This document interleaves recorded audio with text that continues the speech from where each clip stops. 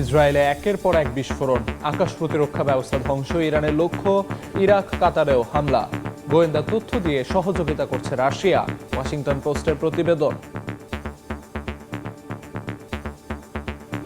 তেহরানের সরকারি স্থাপনায় মুহুর্মুহু হামলা, বাড়ছে প্রাণহানি, প্রতিরক্ষা ব্যবস্থা নিশ্চিহ্নের দাবি ট্রাম্পের। ওয়াশিংটন তেল আবিবের বিরুদ্ধে যুদ্ধাপরাধের অভিযোগ ইরানের। Their army is gone. They're just about, look, their navy is gone.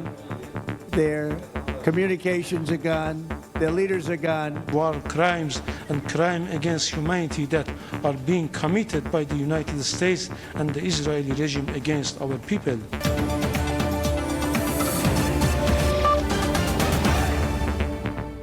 আন্তর্জাতিক সময়ের সঙ্গে আছি আমি আমিরুল ইসলাম আলিফ।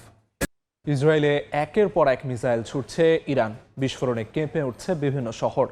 তেল আবিবের আকাশ প্রতিরক্ষা ব্যবস্থা ধ্বংস করাই তেহরানের মূল লক্ষ্য বলে মনে করছেন বিশ্লেষকরা। ইরাক কাতারেও হামলা হয়েছে। অন্যদিকে তেহরানে সরকারি স্থাপনা লক্ষ্য করে মুহুর্মুহু বোমা হামলা করছে ইসরায়েল ও যুক্তরাষ্ট্র। এতে নির্বিচারে প্রাণ যাচ্ছে বেসামরিক নাগরিকদের। ইরানের যোগাযোগ ও প্রতিরক্ষা ব্যবস্থা পুরোপুরি ধ্বংসের দাবি করেছেন মার্কিন প্রেসিডেন্ট ডোনাল্ড ট্রাম্প। জাতিসংঘ ওয়াশিংটন ও তেল আবিবের বিরুদ্ধে যুদ্ধাপরাধের অভিযোগ এনেছে তেহরান। একের পর এক মিসাইল ছুটছে ইরান, আর একটু পরপর সাইরেন বেজে উঠছে ইসরায়েলে। প্রাণ বাঁচাতে ছুটাছুটি করছে লোকজন, আশ্রয় নিচ্ছে বাংকারে। প্রতিরক্ষা ব্যবস্থা ভেদ করে দক্ষিণ ও মধ্য ইসরায়েলের বিভিন্ন স্থানে আঘাত হানছে ইরানি ক্ষেপণাস্ত্র। বিস্ফোরণে দফায় দফায় কেঁপে উঠছে বীরশেবা শহর। ইরাকের বাগদাদ ও বসরায় ড্রোন ও রকেট হামলা চালিয়েছে ইরান। বাগদাদ সামরিক বন্দরে একটি ড্রোন বিধ্বস্ত হয়। এর আগে বিমানবন্দরের কাছে মার্কিন দূতাবাসের লজিস্টিক সাপোর্ট সেন্টার লক্ষ্য করে রকেট হামলা চালায় ইরান। কাতারেও মার্কিন অবকাঠামো লক্ষ্য করে দফায় দফায় ড্রোন হামলা চালিয়েছে ইরান। দেশটির প্রতিরক্ষা মন্ত্রণালয় জানায় বেশ কয়েকটি ড্রোন তারা প্রতিহত করেছে। ইরাকের এরবিল হোটেল লক্ষ্য করেও ড্রোন হামলা চালায় ইরান। শনিবার ভোরে তেহরানে নতুন করে হামলা শুরু করেছে ইসরায়েল। তেহরানের সরকারি অবকাঠামো লক্ষ্য করে চলছে বোমাবর্ষণ। এর আগে ইরানের মধ্যাঞ্চলীয় শহর নাতানজের কাছে বিকট বিস্ফোরণের শব্দ শোনা গেছে, যেখানে ইরানের অন্যতম বৃহত্তম পারমাণবিক সমৃদ্ধ কেন্দ্র অবস্থিত। গেল এক সপ্তাহে ইরানে ৩,০০০-এর বেশি লক্ষ্যবস্তুতে আঘাত হানার দাবি করেছে যুক্তরাষ্ট্র। ইরানের সামরিক বাহিনীর মুখপাত্র জানান, কৌশলগতভাবে গুরুত্বপূর্ণ হরমুজ প্রণালী বন্ধ করার কোনো পরিকল্পনা নেই তাদের। তবে ইসরায়েল ও যুক্তরাষ্ট্রের কোনো জাহাজ এই জলপথ অতিক্রমের চেষ্টা করলে সেটিকে লক্ষ্যবস্তু করা হবে। শুক্রবার জাতিসংঘ নিরাপত্তা পরিষদে ইরানের রাষ্ট্রদূত আমির সাইদ ইরাভানি অভিযোগ করেন, যুক্তরাষ্ট্র ও ইসরায়েল অপরাধ করার ক্ষেত্রে কোনো চরম সীমা বা রেডলাইন মানছে না। দুই দেশ স্কুল, হাসপাতাল, বিনোদন ও ক্রীড়া কেন্দ্র সহ জনবহুল বেসামরিক এলাকায় এবং অবকাঠামোতে হামলা চালাচ্ছে। তিনি জোর দিয়ে বলেন, এসব কর্মকাণ্ড স্পষ্টত যুদ্ধাপরাধ এবং মানবতার বিরুদ্ধে অপরাধের শামিল। বরকতুল্লাহ, সময় সংবাদ। মধ্যপ্রাচ্যে মার্কিন লক্ষ্যবস্তুতে হামলা চালাতে ইরানকে গোয়েন্দা তথ্য দিয়ে সহযোগিতা করছে রাশিয়া। গোয়েন্দা কার্যক্রমের বিষয়ে অবগত ৩ মার্কিন কর্মকর্তার বরাত দিয়ে এ দাবি করেছে যুক্তরাষ্ট্রের সংবাদ মাধ্যম ওয়াশিংটন পোস্ট। এর মাধ্যমে প্রথমবার ইঙ্গিত মিলছে যুক্তরাষ্ট্রের প্রধান প্রতিদ্বন্দ্বী কোনো দেশ এই যুদ্ধে পরোক্ষভাবে অংশগ্রহণ করছে কিনা, যদিও তাৎক্ষণিকভাবে কোনো মন্তব্য করেনি মস্কো।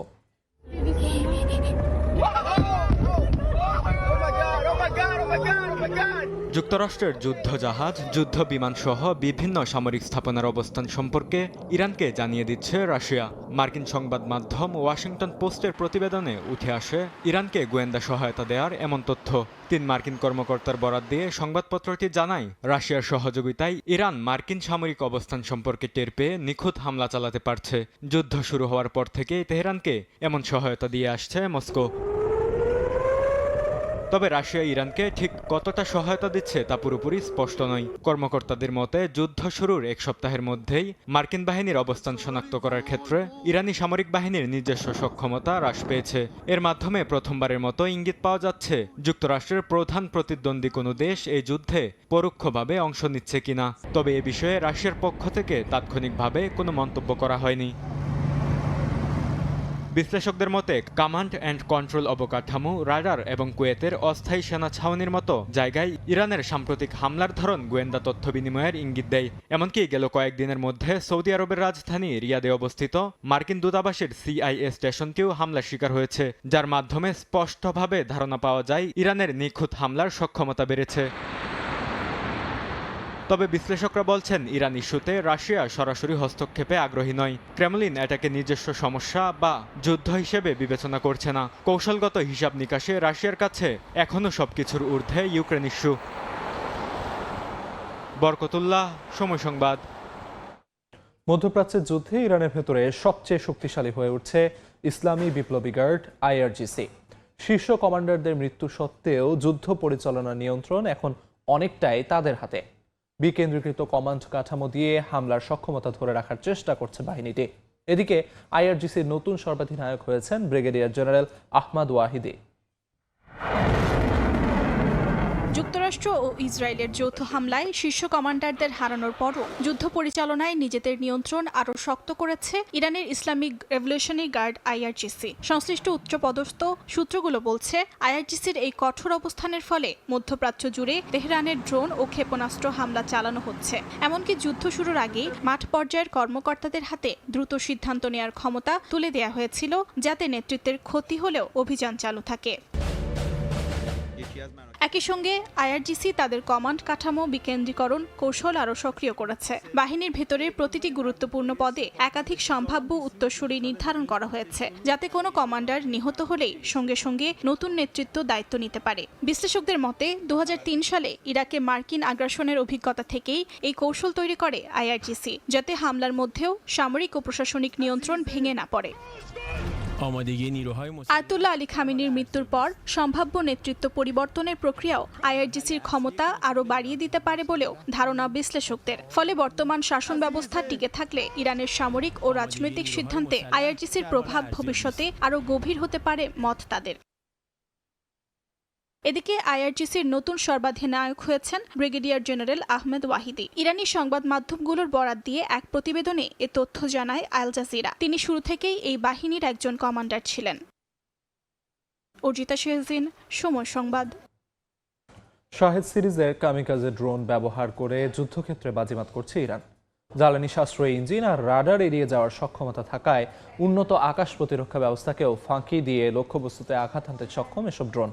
মাত্র 20 থেকে 50 হাজার মার্কিন ডলার খরচ করে এই তৈরি করা যায় এক একটি ড্রোন, যা ঠেকাতে যুক্তরাষ্ট্রের খরচ করতে হচ্ছে অন্তত $40 লাখ মূল্যের শক্তিশালী রকেট।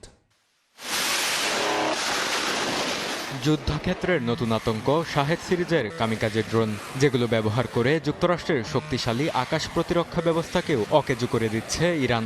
শাহেদ 131 ও 136 সিরিজের এসব ড্রোন মূলত সাধারণ মানের ক্রুজ ক্ষেপণাস্ত্র। ইসরায়েল ও যুক্তরাষ্ট্রের সঙ্গে সংঘাতে এগুলোকেই ইরান প্রতিরোধের প্রধান অস্ত্র হিসেবে ব্যবহার করছে। শত শত মাইল পথ পাড়ি দিয়ে ড্রোনগুলো সামরিক ঘাঁটি, তেল শোধনাগার ও বেসামরিক স্থাপনায় নিখুঁতভাবে আঘাত হানতে সক্ষম। হাইপারসনিক গতি বা অত্যাধুনিক স্টেলথ প্রযুক্তি নয়, বরং এই ড্রোনের মূল শক্তি হল এর বিপুল সংখ্যা। যুক্তরাষ্ট্রের অত্যাধুনিক পেট্রিয়টের মতো উন্নত আকাশ প্রতিরক্ষা ব্যবস্থাকে ব্যস্ত রাখতে শত শত ড্রোন পাঠায় ইরান। এই উড়ন্ত ক্ষেপণাস্ত্র দিয়ে প্রথমে প্রতিপক্ষের রাডার ও আকাশ প্রতিরক্ষা ব্যবস্থাকে অকেজু করে দেওয়া হয়। এরপর বড় ও শক্তিশালী ব্যালিস্টিক ক্ষেপণাস্ত্র দিয়ে হামলা চালানো হয়। এসব ড্রোনের বেশিরভাগ ভূপাতিত করা হলেও ইরানের জন্য তা এক ধরনের জয়। মাত্র $20,000 একটি ড্রোন ধ্বংস করতে যুক্তরাষ্ট্রকে খরচ করতে হয় অন্তত $40 লাখ সমমূল্যের শক্তিশালী রকেট। শাহেদ ড্রোনের সবচেয়ে বড় প্রভাব হলো এর রণকৌশল। এই ড্রোনের সাফল্য দেখে এখন যুক্তরাষ্ট্রও একই ধরনের সস্তা ও কার্যকর ড্রোন তৈরির পথে হাঁটতে বাধ্য হচ্ছে। বরকতুল্লাহ, সময় সংবাদ। ইরানে যুক্তরাষ্ট্র ও ইসরায়েলের সাম্প্রতিক হামলায় ব্যবহৃত হয়েছে অত্যাধুনিক AI প্রযুক্তি। সংঘাত শুরুর দিকে লক্ষ্য নির্ধারণ এমনকি হামলার অনুমোদন সব সিদ্ধান্তই চিন্তার গতির চেয়েও দ্রুত নেওয়া হয়। অল্প সময়ের ব্যবধানে অসংখ্য লক্ষ্যবস্তুতে আঘাত হানার সক্ষমতা হাতে পেয়েছে মার্কিন ও ইসরায়েলি সামরিক বাহিনী। এতে যুদ্ধক্ষেত্রে ভয়াবহতা ও হতাহতের সংখ্যা বাড়ছে। তবে এই প্রযুক্তি ব্যবহারে ভবিষ্যতে জবাবদিহিতা বজায় রাখা কঠিন হয়ে পড়বে বলে মত প্রতিরক্ষা বিশ্লেষকদের।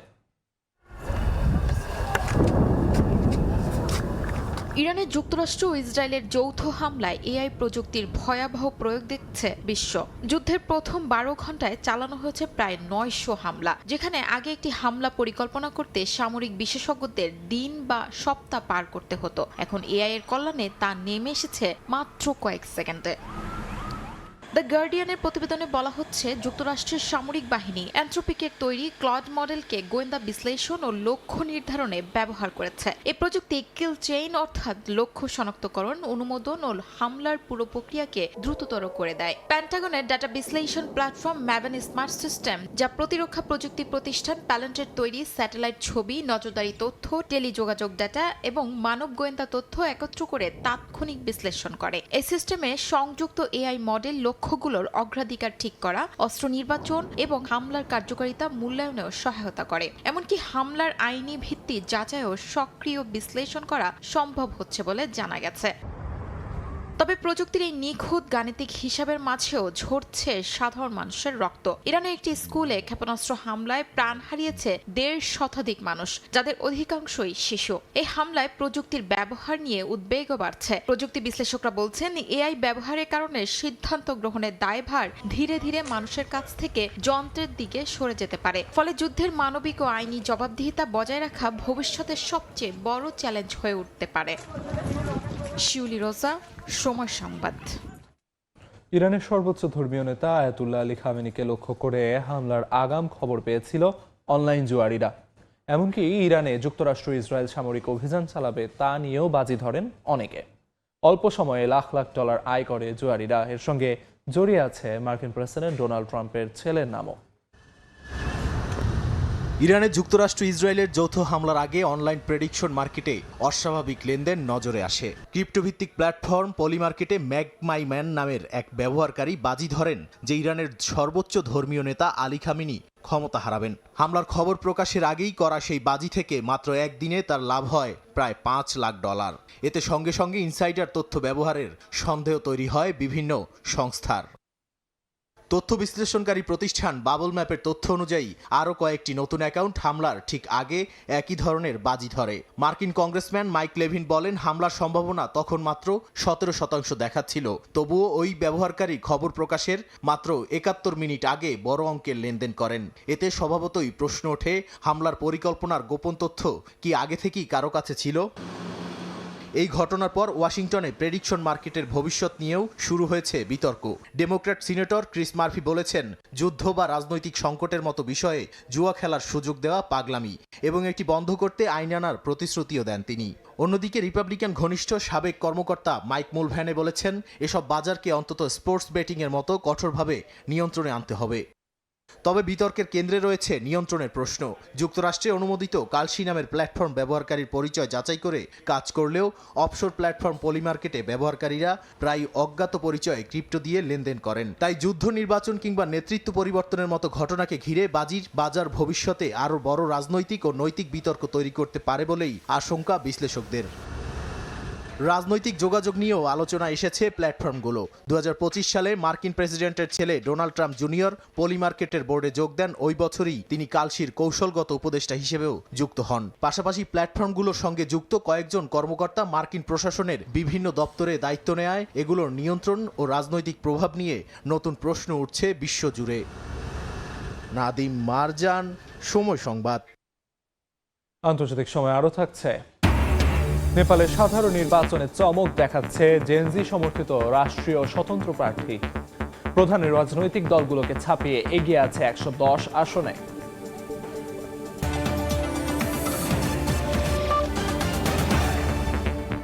হামলার জেরে ইরানের সম্পদ বাজেয়াপ্তের কথা বিবেচনা করছে সংযুক্ত আরব আমিরাত। যুক্তরাষ্ট্র ভিত্তিক গণমাধ্যম ওয়াল স্ট্রিট জার্নালের এক প্রতিবেদনে তথ্য জানানো হয়েছে। এমন সিদ্ধান্ত হলে ইরান আন্তর্জাতিক বাণিজ্য ও বৈদেশিক মুদ্রা অর্জনের ক্ষেত্রে বড় বাধার মুখে পড়তে পারে বলে মত বিশ্লেষকদের। চলমান যুদ্ধে দফায় দফায় সংযুক্ত আরব আমিরাতে হামলা চালিয়েছে ইরান। নিজেদের ভূখণ্ডে আক্রমণের প্রতিশোধ নিতে ইরানের শত শত কোটি ডলারের সম্পদ জব্দের কথা ভাবছে সংযুক্ত আরব আমিরাত। স্থানীয় সময় বৃহস্পতিবার যুক্তরাষ্ট্র ভিত্তিক গণমাধ্যম ওয়াল স্ট্রিট জার্নালের এক প্রতিবেদনে এ তথ্য জানানো হয়। এতে তেহরানের বৈদেশিক বাণিজ্য ও ডলার প্রবাহ বড় ধাক্কা খেতে পারে বলে আশঙ্কা তৈরি হচ্ছে। বিশ্লেষকদের মতে বাস্তবায়িত হলে এটি হবে আমিরাতের দীর্ঘদিনের আর্থিক নিরপেক্ষতা থেকে সরে আসা। সম্পদ জব্দ হলে ইরানের পাল্টা হামলা বা জ্বালানি অবকাঠামো লক্ষ্য করে প্রতিশোধমূলক পদক্ষেপের আশঙ্কা তাদের। প্রতিবেদনে বলা হয়, ইরানের সঙ্গে যুক্ত জাহাজ আটক করা বা উপসাগরীয় অঞ্চলে নজরদারি জোরদারের বিষয়টিও বিবেচনায় রয়েছে। বিশেষ করে ইরানের বিপ্লবী গার্ড বাহিনী IRGC এর সঙ্গে যুক্ত ব্যাংক হিসাবগুলো প্রথমে লক্ষ্যবস্তু হতে পারে বলে ধারণা বিশ্লেষকদের। তাদের মতে এটি সামরিক সংঘাত ছাড়াই ইরানের ওপর বড় চাপ সৃষ্টি করার সবচেয়ে কার্যকর অর্থনৈতিক হাতিয়ার।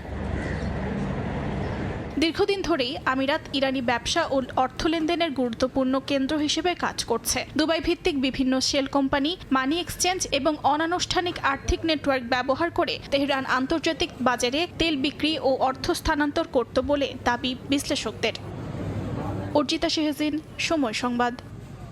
মধ্যপ্রাচ্য ইস্যুর প্রভাব পড়তে শুরু করেছে কানাডার তেলের বাজারে। গত কয়েকদিনেই জ্বালানি তেলের দাম বেড়েছে শতকরা প্রায় 20 থেকে 25%। এমন পরিস্থিতি চলতে থাকলে শিগগিরই নিত্যপণ্যের বাজারে নতুন করে অস্থিরতা তৈরি হওয়ার শঙ্কা করছেন সাধারণ মানুষ। কানাডা থেকে রাশেদ লিমনের রিপোর্ট। কানাডায় জ্বালানি তেলের দাম সাধারণত $1 থেকে 15 সেন্টের মধ্যেই ওঠানামা করে, কিন্তু মধ্যপ্রাচ্যের চলমান যুদ্ধ পরিস্থিতিতে হঠাৎই যেন আগুন লেগেছে তেলের বাজারে। টরন্টো শহরের গ্যাস স্টেশন ঘুরে দেখা যায় গত 2-4 দিনেই সেই দাম বেড়েছে প্রায় 25%। অর্থাৎ স্থানভেদে এখন জ্বালানি তেলের দাম $1.38 থেকে 42 সেন্ট পর্যন্ত। তেলের লাগামহীন মূল্য জীবনযাত্রার মান অনেকাংশে অসহনীয় করে তুলবে এবং ডিজেলের মূল্য তার চাইতে আরও 25 সেন্ট ঊর্ধ্বগতি। 118 গত পরশু তেলের দাম ছিল $1.18, আজ তা $1.40। আর একটু বাড়লে তেল কেনা কঠিন হয়ে যাবে। জ্বালানির এমন ঊর্ধ্বমুখী দাম স্বাভাবিকভাবেই তৈরি করেছে নতুন শঙ্কার। স্থানীয়রা বলছেন এর প্রভাব পণ্য পরিবহনে পড়লে হুহু করে বাড়বে নিত্য প্রয়োজনীয় পণ্যের দাম, ফলে যাপিত জীবন হবে আরো ব্যয়বহুল। এইভাবে যদি যুদ্ধ পরিস্থিতি কন্টিনিউ চলতে থাকে তাহলে সারা বিশ্বে একটা মারাত্মকভাবে প্রভাব পড়বে, অর্থনীতিতে পড়বে। জ্বালানি বাজার তো অলরেডি পড়ে আছে। গত 2 দিনে আমরা প্রায় 40 সেন্ট বেশি দিয়ে এখন গাড়ির গ্যাস ক্রয় করছি। গ্রোসারি আইটেম গুলো অলমোস্ট আগে থেকে একটু প্রাইস একটু বেশি ছিল। ইদানিং যুদ্ধের জন্য প্রাইস আরো আপ হবে। সেক্ষেত্রে আমাদের অনেক কিছু বাজেট কাট করতে হবে এবং সংসার চালানোর জন্য আমাদের অনেক কষ্ট করতে হবে আর কি। যুদ্ধ পরিস্থিতির কোনো উন্নতি না হলে বিশ্বজুড়েই জ্বালানি সংকট আরো ঘনীভূত হওয়ার আশঙ্কা করছেন তারা। করোনার ধাক্কা সামলা উঠতে না উঠতেই বিশ্ব অর্থনীতিতে বড় ধাক্কা দেয় রাশিয়া ইউক্রেন যুদ্ধ। এরপরে মধ্যপ্রাচ্যের এমন পরিস্থিতি বিশ্ব অর্থনীতির জন্য আরো ভয়াবহতার ইঙ্গিত দিচ্ছে বলে মনে করছেন বিশেষজ্ঞরা। রাশেদ লিমন, সময় সংবাদ, টরন্টো, কানাডা। মধ্যপ্রাচ্যের যুদ্ধ পরিস্থিতিতে জ্বালানি সংকটের শঙ্কায় কাঁপছে দক্ষিণ কোরিয়া। তেলের দাম বাড়ার ভয়ে পেট্রোল পাম্পগুলোতে ভিড় করছেন সাধারণ চালকরা। পরিস্থিতি সামাল দিতে সংযুক্ত আরব আমিরাত থেকে জরুরি ভিত্তিতে 60 লাখ ব্যারেল তেল আমদানির পরিকল্পনা নিয়েছে সিওল। দক্ষিণ কোরিয়া থেকে মোহাম্মদ হানিফের রিপোর্ট। বিশ্বের অন্যতম প্রধান জ্বালানি আমদানিকারক দেশ দক্ষিণ কোরিয়া। তাদের মোট তেলের চাহিদার সিংহভাগই মেটানো হয় মধ্যপ্রাচ্য থেকে। তবে ইরানে মার্কিন ইসরায়েলি হামলার পর তেলের সরবরাহ ব্যাহত হয় আশঙ্কায় অস্থির হয়ে উঠেছে দেশটির জ্বালানি বাজার। দাম আকাশচুম্বী হওয়ার আশঙ্কায় দক্ষিণ কোরিয়ার গাড়ি চালকরা এখন হন্য হয়ে ছুটছেন পেট্রোল পাম্পে।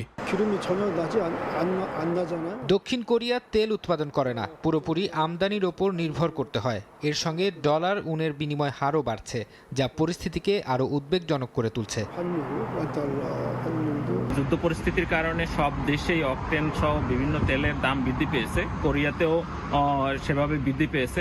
যুদ্ধ দীর্ঘায়িত হলে পরিবহন খরচ থেকে শুরু করে শিল্প উৎপাদন সবকিছুতেই নেতিবাচক প্রভাব ফেলবে। এমন পরিস্থিতিতে সংযুক্ত আরব আমিরাত থেকে অন্তত 60 লাখ ব্যারেল অপরিশোধিত তেল আমদানির সিদ্ধান্ত নিয়েছে দক্ষিণ কোরিয়ার সরকার।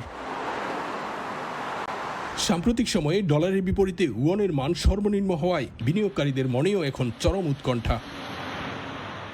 দক্ষিণ কোরিয়া থেকে মোহাম্মদ হানিফ, সময় সংবাদ। পাকিস্তানে ডিজেল ও পেট্রোলের দাম প্রায় 20% বাড়ানোর ঘোষণা দিয়েছে দেশটির সরকার। টেলিভিশনে দেয়া এক বার্তায় জ্বালানি মন্ত্রী আলী পারভেজ মালিক জানান, আন্তর্জাতিক বাজারে জ্বালানির দাম বাড়ার কারণে বাধ্য হয়ে এই সিদ্ধান্ত। নতুন ঘোষণায় ডিজেলের দাম বাড়িয়ে করা হয়েছে 321.17 রুপি এবং পেট্রোলের দাম 335.86 রুপি প্রতি লিটার। দাম বৃদ্ধির ঘোষণার আগেই লাহোর ও করাচি সহ বড় শহরের পেট্রোল পাম্পে দীর্ঘ লাইন দেখা যায়। অনেক জায়গায় জ্বালানি সরবরাহও কমে গেছে বলে জানিয়েছেন কর্মীরা।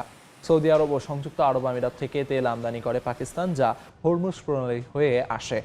সরকার বলছে, পরিস্থিতি অনুযায়ী প্রতি সপ্তাহে জ্বালানির দাম পুনর্মূল্যায়ন করা হবে।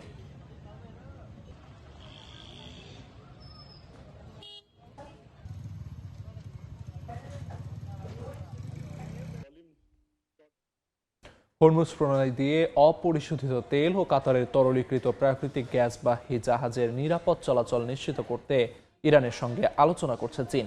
বার্তা সংস্থা রয়টার্সকে 3টি কূটনৈতিক সূত্র এ তথ্য জানিয়েছে। সংশ্লিষ্ট সূত্রগুলো বলছে, ইরানের সঙ্গে বন্ধুত্বপূর্ণ সম্পর্ক থাকা এবং মধ্যপ্রাচ্যের জ্বালানির ওপর ব্যাপকভাবে নির্ভরশীল চীন হরমুজ প্রণালীতে জাহাজ চলাচল অচল করে দেওয়ার বিষয়ে নাখোশ। বেইজিং এখন তেহরানকে এ প্রণালী দিয়ে জাহাজের নিরাপদ চলাচলের অনুমতি দিতে চাপ দিচ্ছে। বিশ্বের দ্বিতীয় বৃহত্তম অর্থনীতির দেশ চীনে নিজেদের প্রয়োজনীয় তেলের প্রায় 45% আসে এ প্রণালী দিয়ে। ইরানের ওপর যুক্তরাষ্ট্র ও ইসরায়েলের চলমান যৌথ হামলা এবং তেহরানের পাল্টা জবাবের কারণে গুরুত্বপূর্ণ এই নৌপথটি বর্তমানে প্রায় বন্ধ রয়েছে। ফলে বিশ্বজুড়ে তেল ও এলএনজি সরবরাহের প্রায় 5 ভাগের 1 ভাগ বন্ধ হয়ে যেতে বসেছে।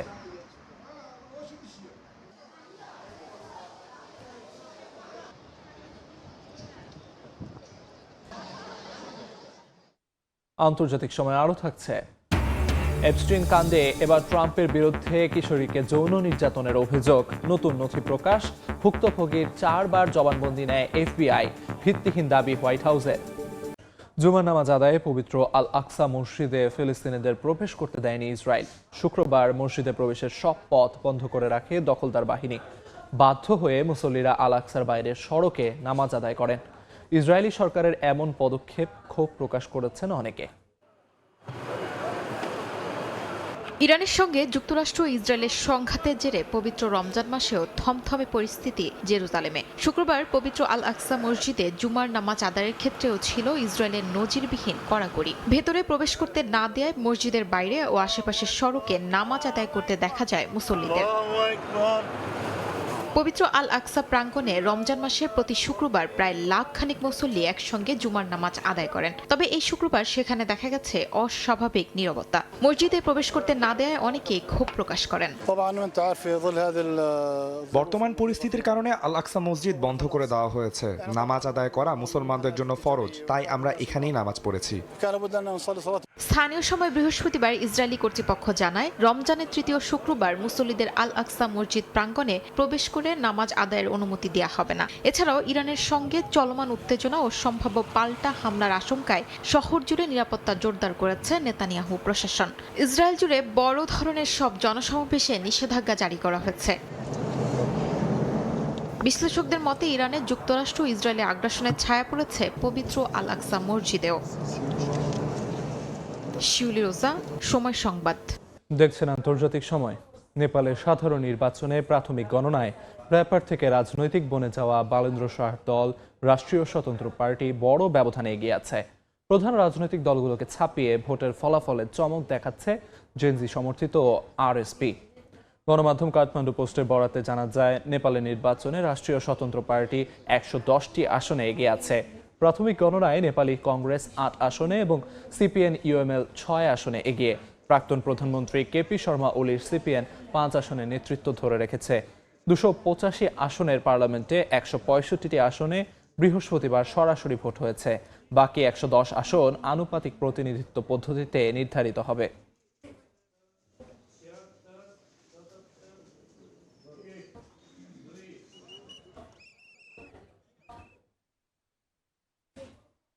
অবৈধভাবে ভোটার তালিকা থেকে ভারতীয় নাগরিকদের নাম বাদ দেওয়া হয়েছে এমন অভিযোগ এনে কলকাতার ধর্মতলায় অনির্দিষ্ট সময়ের জন্য অনশন মঞ্চে বসলেন রাজ্যের মুখ্যমন্ত্রী মমতা বন্দ্যোপাধ্যায়। যদিও মমতা বন্দ্যোপাধ্যায়ের এমন কর্মসূচি নিয়ে তীব্র কটাক্ষ করেছে বিজেপি ও কংগ্রেস নেতৃত্ব। চলমান ভোটার তালিকার নিবিড় সংশোধনী কার্যক্রমে প্রায় ৬২ লাখ মানুষের নাম বিবেচনাধীন রয়েছে, আর বাদ গিয়েছে ৫৮ লাখ নাম। আগামী ৭ মে মেয়াদ শেষ হচ্ছে পশ্চিমবঙ্গ সরকারের। এর আগে নির্বাচন আয়োজনের বাধ্যবাধকতা থাকলেও ভোটার তালিকার নিবিড় সংশোধনী বা SIR প্রক্রিয়ায় জটিলতার অভিযোগ তুলে রাজপথে নেমেছে ক্ষমতাসীন তৃণমূল কংগ্রেস।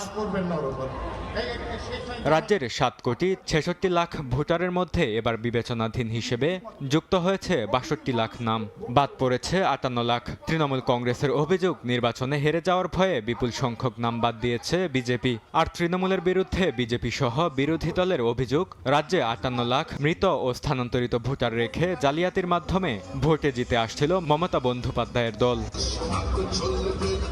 স্থানীয় সময় শুক্রবার কলকাতার ধর্মতলার মেট্রো চ্যানেলে স্থায়ী মঞ্চ তৈরি করে অনির্দিষ্টকালের জন্য অনশনে বসে তুমুল হুঙ্কার ছাড়েন তৃণমূলের শীর্ষ নেতৃত্ব। প্রশ্ন তুলেন নির্বাচিত প্রধানমন্ত্রী কিংবা রাষ্ট্রপতির পদ নিয়েও। নির্লজ্জ বেহায়া বিজেপি পার্টি এন্ড তাদের দালাল কমিশন। মনে রাখবেন, আমরা ইঞ্চিতে ইঞ্চিতে কাজ করি, তাই আমরা খুঁজে বের করি। তাদের আমি এখানে প্যারেড করাবো।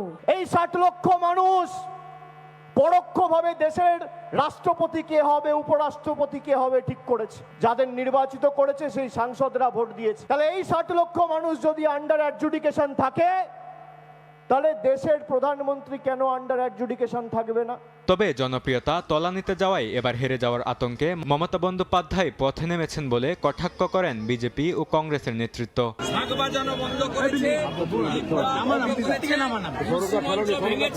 তাদেরকে পশ্চিমবঙ্গের ভোটার তালিকায় রাখার জন্য ধর্ণা দিতে বসেছেন।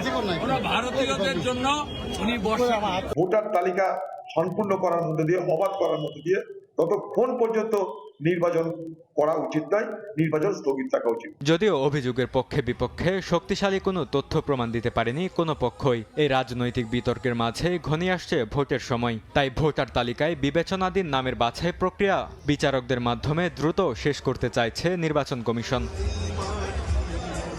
২০২৫ সালে বিহারে প্রথম ভোটের তালিকা নিবিড় সংশোধনীতে প্রায় ৫৩ লাখ ভোটারের নাম বাদ যাওয়ায় তীব্র সমালোচনার মুখে পড়ে নির্বাচন কমিশন। সে বিধানসভা নির্বাচনে বিজেপি বিপুল সংখ্যক আসনে জয় পেয়ে।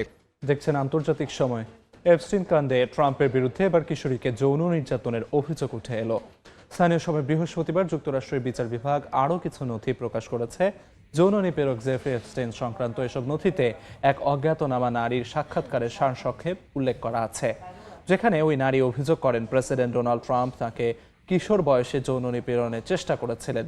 ২০১৯ সালে FBI 4 বার ওই নারীর জবানবন্দি নিয়েছিল। হোয়াইট হাউসের প্রেস সেক্রেটারি ক্যারোলিন লেভিট এই নারীর অভিযোগ সম্পূর্ণ ভিত্তিহীন এবং এর কোনো বিশ্বাসযোগ্য প্রমাণ নেই বলে জানিয়েছেন।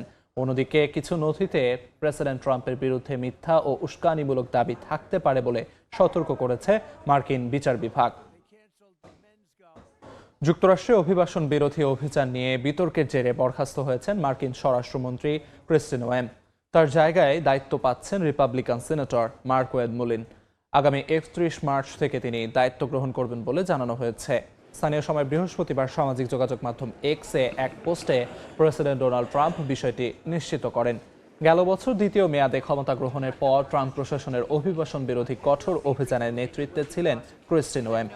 তার সময়ে ৬ লাখের বেশি অভিবাসীকে যুক্তরাষ্ট্র থেকে বহিষ্কার করা হয়। তবে সাম্প্রতিক বিতর্ক, তদন্ত ও সিনেট শুনানিতে চাপের মুখে শেষ পর্যন্ত তাকে সরিয়ে দেওয়া হয়েছে। দক্ষিণ আমেরিকার দেশ ইকুয়েডরে মাদক চক্রের বিরুদ্ধে যৌথ সামরিক অভিযান চালিয়েছে যুক্তরাষ্ট্র ও ইকুয়েডর। ড্রোন, হেলিকপ্টার ও বিমান ব্যবহার করে সীমান্তবর্তী এলাকায় বোমা হামলা চালানোর দাবি করেছে কর্তৃপক্ষ। শুক্রবার এক যৌথ অভিযানে ইকুয়েডরের উত্তর পূর্বাঞ্চলে কলম্বিয়া সীমান্তের কাছে মাদক পাচারকারীদের একটি প্রশিক্ষণ শিবিরে হামলা চালানো হয়। যুক্তরাষ্ট্রের সাউদার্ন কমান্ড ও ইকুয়েডর প্রতিরক্ষা মন্ত্রণালয়ের তথ্য মতে হেলিকপ্টার, যুদ্ধ বিমান, নদীপথের নৌযান ও ড্রোন ব্যবহার করে ওই ক্যাম্পের অবস্থান শনাক্ত করে বোমা হামলা চালানো হয়। কর্তৃপক্ষ জানিয়েছে ক্যাম্পটি কলম্বিয়ার অপরাধী সংগঠন কমান্ডোস দে লা ফ্রন্টের যা ফার্কের ভিন্ন মতাবলম্বী সদস্যদের নিয়ে গঠিত। ইকুয়েডরের প্রেসিডেন্ট ড্যানিয়েল নোবোয়া ক্ষমতা আসার পর থেকে সংগঠিত অপরাধ দমনে সামরিক অভিযান জোরদার করেছেন। তবে অভিযানে কেউ নিহত বা আটক হয়েছেন কিনা তা এখনও বিস্তারিত জানানো হয়নি। ভারতের আসামে একটি সুখই সু-30 MKE যুদ্ধ বিমান বিধ্বস্ত হয়েছে। এ ঘটনায় 2 পাইলট নিহত হয়েছেন।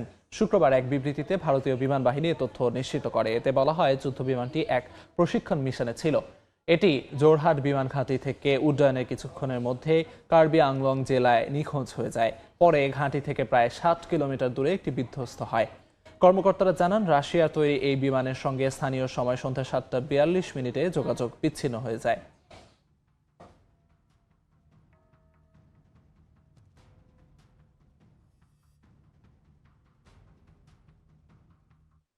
পেরুতে আকস্মিক বন্যায় তলিয়ে গেছে ঘরবাড়ি ও সড়ক। প্রবল বর্ষণে আয়াকুচো অঞ্চলে উপচে পড়েছে সার্কুয়াতো নদী। পানির সঙ্গে কাদার স্রোতে বহু পরিবারের ঘরবাড়ি ক্ষতিগ্রস্ত হয়েছে বলে জানিয়েছে স্থানীয় কর্তৃপক্ষ। ক্ষতিগ্রস্ত এলাকায় উদ্ধার ও সহায়তা কার্যক্রম শুরু করেছে পেরুর সিভিল ডিফেন্সের দল। ক্ষয়ক্ষতির হিসাব সংগ্রহ করা হচ্ছে বলে জানায় সংশ্লিষ্ট কর্তৃপক্ষ। এছাড়া ক্ষতিগ্রস্ত পরিবারগুলোকে সহায়তা দেওয়া শুরু করেছে দেশটির সরকার। একই সঙ্গে স্বাস্থ্য মন্ত্রণালয় 12 সদস্যের একটি মেডিকেল ব্রিগেড পাঠিয়েছে, যারা ক্ষতিগ্রস্ত এলাকাগুলোতে অনুসন্ধান চালানোর পাশাপাশি জরুরি চিকিৎসা সেবা দিতে একটি অস্থায়ী চিকিৎসা কেন্দ্র স্থাপন করেছে।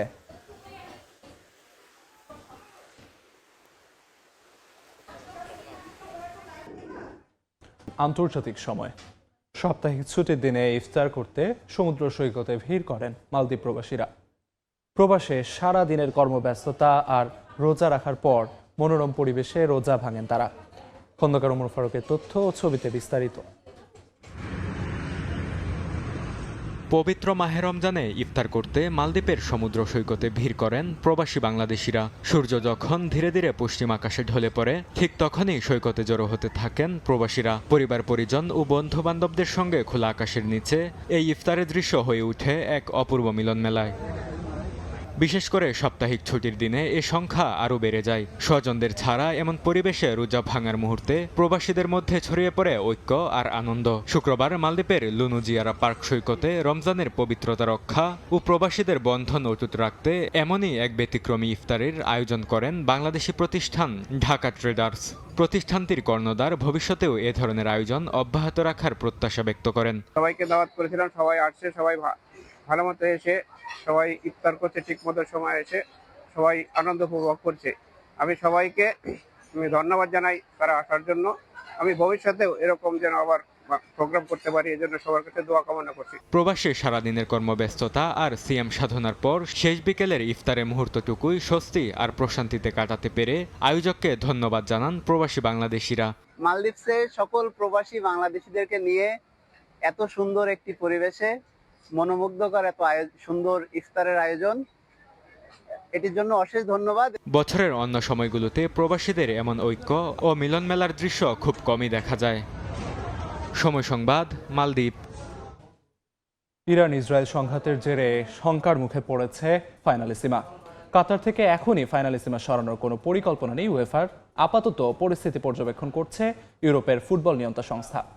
আগামী সপ্তাহে এ বিষয়ে চূড়ান্ত সিদ্ধান্ত জানানো হবে বলে জানিয়েছেন উয়েফার মুখপাত্র। এদিকে ইউরোপের গণমাধ্যমে গুঞ্জন, দোহা থেকে সরিয়ে আর্জেন্টিনা স্পেনের ফাইনালিসিমা নেওয়া হতে পারে লন্ডনে। তবে কাতার যে কোনো মূল্যে তাদের দেশে এই ম্যাচটি আয়োজন করতে চায়। যুক্তরাষ্ট্র ও ইসরায়েলের ইরানে হামলার পর পুরো উপসাগরীয় অঞ্চলে উত্তেজনা ছড়িয়ে পড়েছে। ইরানের পাল্টা হামলায় ক্ষতিগ্রস্ত হয়েছে কাতারের বেশ কিছু স্থাপনা। আপাতত দেশটিতে সব ধরনের ক্রীড়া ইভেন্ট স্থগিত করেছে কাতার সরকার। এরপর থেকেই কোপা ও ইউরো চ্যাম্পিয়নের মর্যাদার লড়াই ফিনালিসিমার ভবিষ্যৎ নিয়েও দেখা দিয়েছে শঙ্কা। এই ম্যাচটার দিকে তাকিয়ে আছেন বিশ্বের কোটি ফুটবল সমর্থক। আর্জেন্টিনার মেসি ও স্পেনের লামিন ইয়ামাল, দুই প্রজন্মের দুই তারকা প্রথমবারের মতো একে অপরের মুখোমুখি হবেন। বিশ্বকাপের আগে বিগ ম্যাচের অপেক্ষায় সবাই। তবে ইরানে যুক্তরাষ্ট্র ও ইসরায়েলের হামলার পর বদলে গেছে মধ্যপ্রাচ্যের ক্রীড়াঙ্গনের চিত্র। অনির্দিষ্টকালের জন্য ফিনালিসিমা স্থগিতের খবরও আসে। তবে সেসব উড়িয়ে দিয়ে দিয়েছেন আয়োজকরা। অবশেষে এই নিয়ে বিবৃতি দিয়েছে ইউরোপের ফুটবল নিয়ন্ত্রক সংস্থা ইউএফা। এই অঞ্চলের পরিস্থিতি বিবেচনায় ফিনালিসিমা ঘিরে জল্পনা কল্পনা সম্পর্কে আমরা অবগত। স্থানীয় আয়োজকদের সঙ্গে আলোচনা চলছে, যারা ম্যাচটি সফলভাবে আয়োজনের চেষ্টা চালিয়ে যাচ্ছে। আগামী সপ্তাহের শেষ দিকে এ বিষয়ে চূড়ান্ত সিদ্ধান্ত নেয়ার আশা করছি। এ মুহূর্তে কোনো বিকল্প ভেন্যু বিবেচনা করা হচ্ছে না। সিদ্ধান্ত না নেওয়া পর্যন্ত আমরা আর কোনো মন্তব্য করব না। ইউএফার এমন বিবৃতির পরও গুঞ্জন থেমেনি। ইউরোপের গণমাধ্যমের খবর, পরিস্থিতি খারাপ হলে ম্যাচটি ইউরোপে সরিয়ে নেওয়া হতে পারে। সেক্ষেত্রে প্রথম পছন্দ ছিল লন্ডনের ওয়েমলি স্টেডিয়াম, তবে সে সময় সেখানে ম্যাচ থাকায় বিকল্প হিসেবে লন্ডন স্টেডিয়াম আছে বিবেচনায়। 2022-এ যে স্টেডিয়ামে বিশ্বকাপ জিতেছিলেন লিওনেল মেসি, সেখানে আবারও ফিরবেন আলবিসেলেস্তে তারকা। তাই কাতার যে কোনো মূল্যে দোহায় ম্যাচটি আয়োজন করতে চায়। গুঞ্জন আছে পিএসজি ও কাতার স্পোর্টস ইনভেস্টমেন্টের প্রেসিডেন্ট নাসের আল খেলাইফি আয়োজকদের সঙ্গে দেন দরবার করছেন। এই প্রভাবশালী কাতারি ইউএফার নির্বাহী কমিটির সদস্য হিসেবেও কাজ করছেন। সবশেষ 2022 সালে ফিনালিসিমায় মুখোমুখি হয়েছিল কোপা চ্যাম্পিয়ন আর্জেন্টিনা ও ইউরো সেরা ইতালি। লন্ডনের ওয়েমলি স্টেডিয়ামে দি মারিয়া দিবালাদের গোলে 3-0 ব্যবধানে জয় তুলে নিয়েছিল লিওনেল মেসির দল। সাজিদ মুস্তাহিদ, সময় সংবাদ। আন্তর্জাতিক সময়ের শীর্ষ সংবাদগুলো জানিয়ে দিচ্ছি আরেকবার।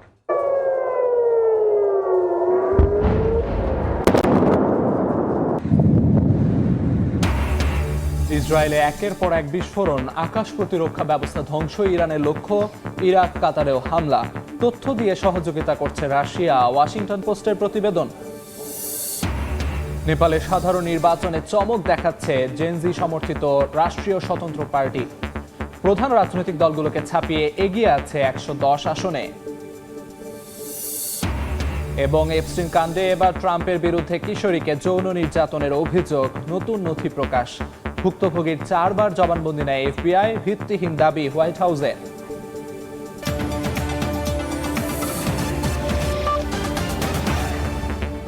এই ছিল আন্তর্জাতিক সময়। এরপর সকাল 10টার সময় সংবাদ নিয়ে আসছি কিছুক্ষণ পর। সঙ্গে থাকুন সময়ের।